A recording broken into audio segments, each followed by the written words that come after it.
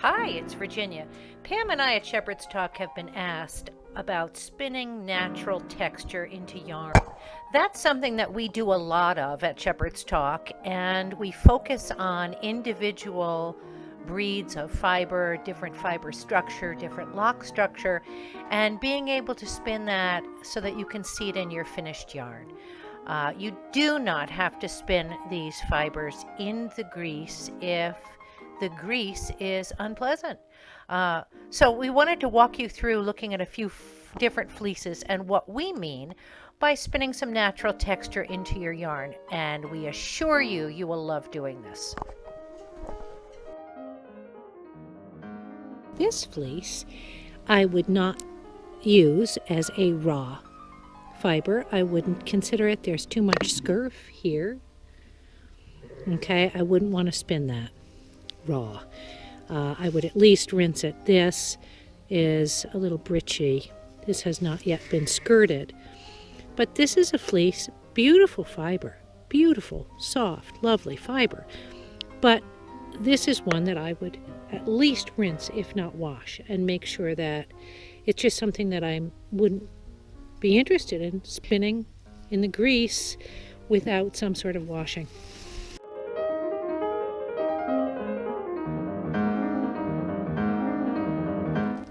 This one wasn't coated. It was coated part of the time, but this was a ewe, and she lambed. And when she lambed, I removed the coat so that the baby wouldn't get tangled in the leg straps. So this, the tips, you can see that the underside is very clean and lovely. But this outer side, the tips, are obviously dirty. This is another fleece that is gorgeous, but I would not choose it to spin without at least rinsing and probably washing. Some of these tips have enough dirt in them that I would want to wash them. So, here's another example of a beautiful fleece, but just not a candidate for spinning it without at least rinsing, if not washing, to see that some of that dirt will come out, and I don't really want to handle that.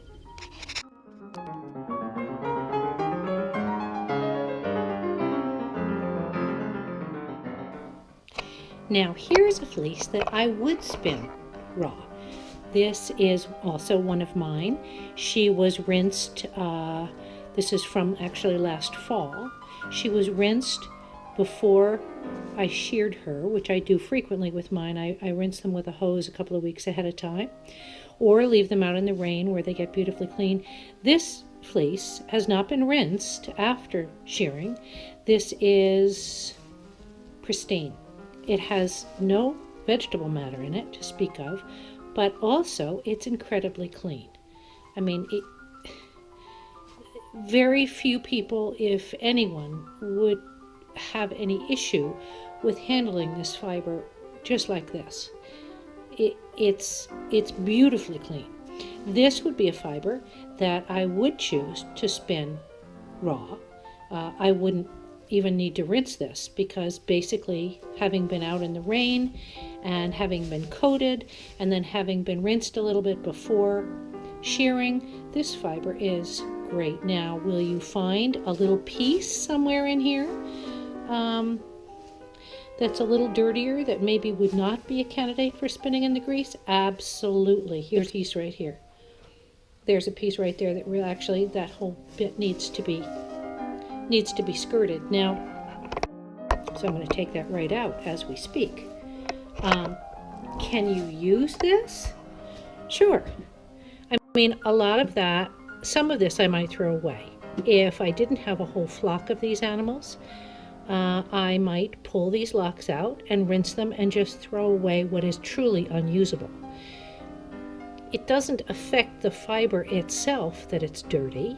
It just needs to be washed. Now, this is a little cotted right in there. This is probably from around the ear or perhaps around the leg. So it's not something certainly that I would want to spin in the grease. It sticks together. It's dirty. I just wouldn't choose it. Is it an inferior fiber? No. This right here is perfectly fine. I would probably just rinse it before I used it. So again, it's about just choosing different types of fleeces in the condition that they're in. It doesn't make one superior that you can spin it like this. It just means that it's very clean. The others can be rinsed, handled properly, washed, and then use them again in their natural state. It's not processed. It's not scoured. It's not stripped of all of its integrity.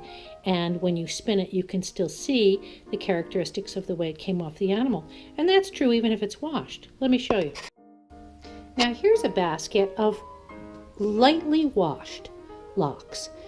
You can see they're very clean. There are still little tiny bits of vegetable matter in there, which you're going to have. It's a natural product.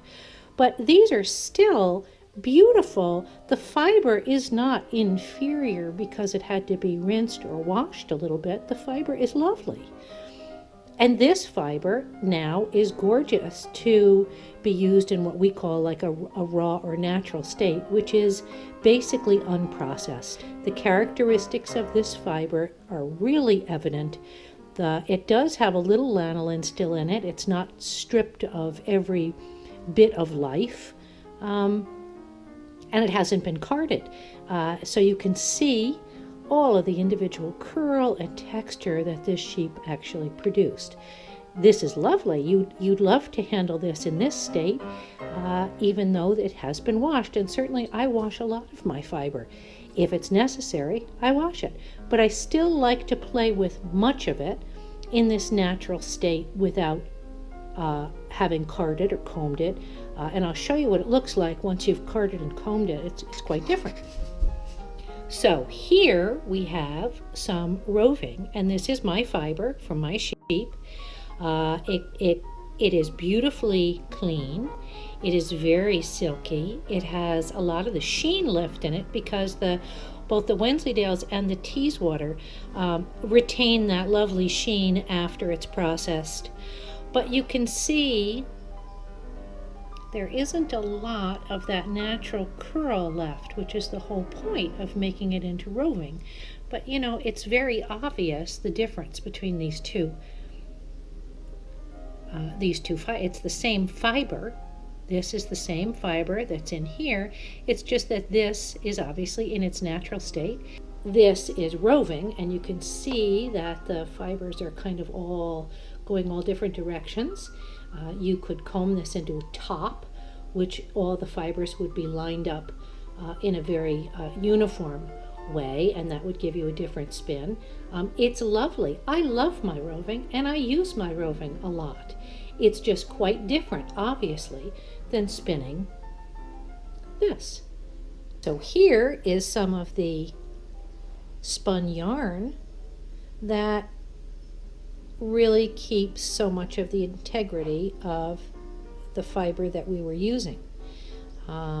This is a really fun way to spin, to show that it makes me smile to see the configuration of the curl in here. I can see my sheep in there.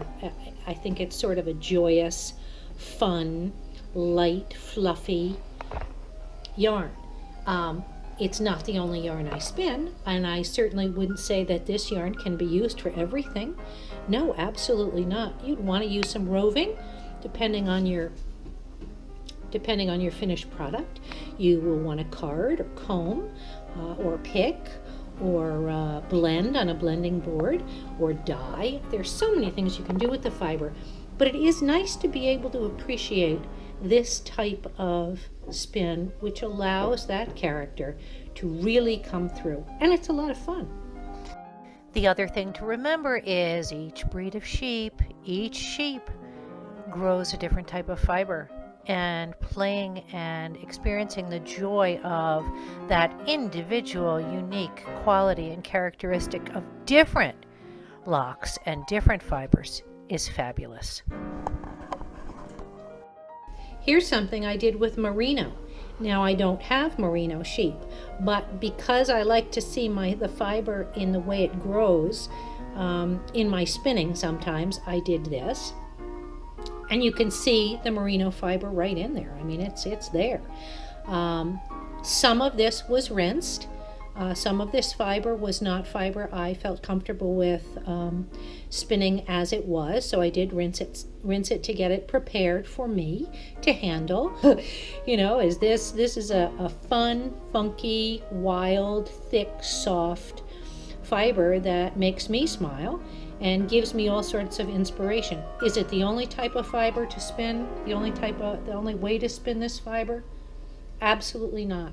There are so many ways to spin this fiber, to enjoy it, and we're all for anything that makes you happy, anything that allows you to appreciate the breeds and the fiber. This is just one way.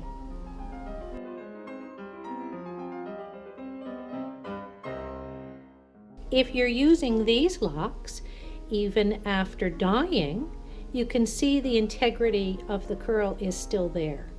That is kind of what we're about, the natural configuration of the different types of fibers, so you can kind of see and enjoy all of that variety that's in there. It's just kind of a lot of fun. Is it the only way to spin? Absolutely not. But it is a way that will excite you, we hope, and get you familiar with different types of fiber, different configurations of lock, different handles, and it's just great fun.